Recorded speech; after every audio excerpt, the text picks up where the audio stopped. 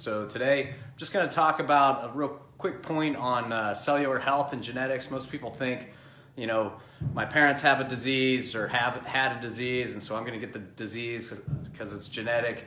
And most of the time, especially with chronic inflammatory diseases, like your standard heart disease, cancer, diabetes, things like that, thyroid problems, you can pass a tendency down, but usually in most cases you can reverse it by reversing the cell health. So I'm going to cover that a little bit, just one little part of it each time. You know, we might get in next, we might have another one where we talk about epigenetics, which is, you know, really the world that I'm talking about there. But so first thing with health and disease, you can think of it like a three-legged stool.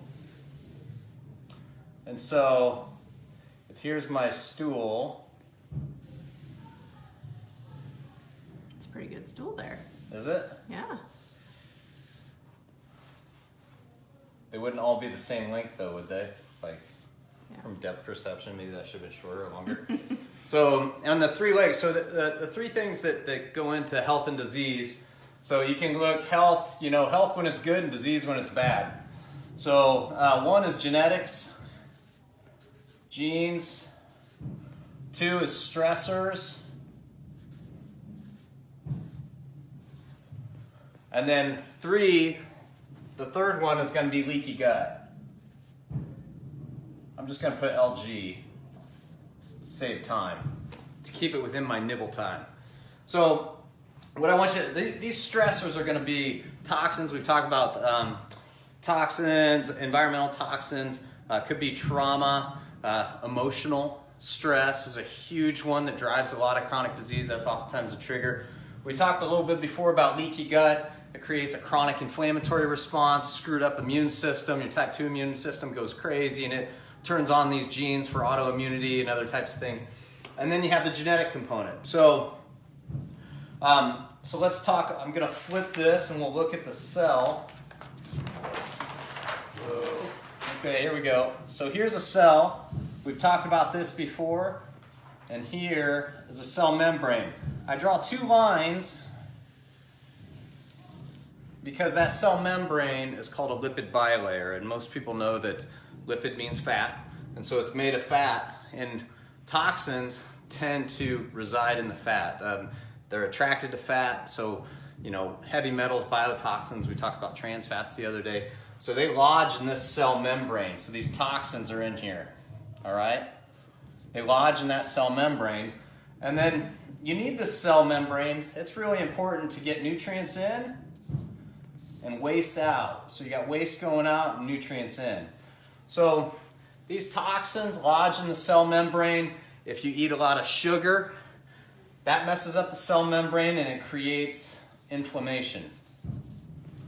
And so most people understand, I mean, these days, most people know if you say, what's the cause of most disease or what's at the root of most disease?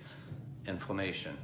So this is when you talk about inflammation, we're talking about cellular inflammation in that cell membrane, and that actually screws up how the cell works, how it gets nutrients in, waste out, hormones. And we're not going to talk about hormones today. We did that on the thyroid talk before. But what I'm going to talk about is genetic expression. So the genes are in each one of these cells, and they determine, you know, that it's your genetic expression, what the cell's going to do.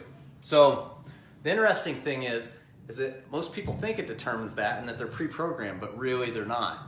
So when you get a bunch of inflammation in here and you get a bunch of waste hanging out in here, you got waste everywhere, nutrients aren't getting in, hormones aren't getting in, this genetic expression can turn from healthy to disease producing.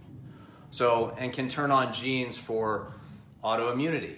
So if you saw back on one of the health nibbles where I had Andrea talking about her juvenile rheumatoid arthritis, and then she passed autoimmunity down to her oldest son, and then she figured out how to reverse it, or what we like to say is down-regulate it, because a lot of times when those genes are turned on, you just down-regulate them, and if you go back to your old habits, it comes back. So down-regulate it, and she down-regulated that enough to where she didn't pass it on to her other kids.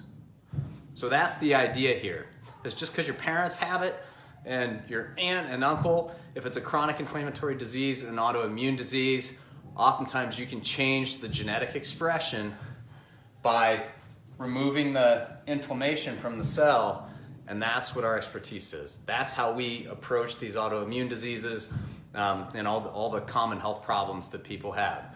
So we get the cell healthy to get well. And when you fix the cell to get well, you change that genetic expression. That's your health nibble.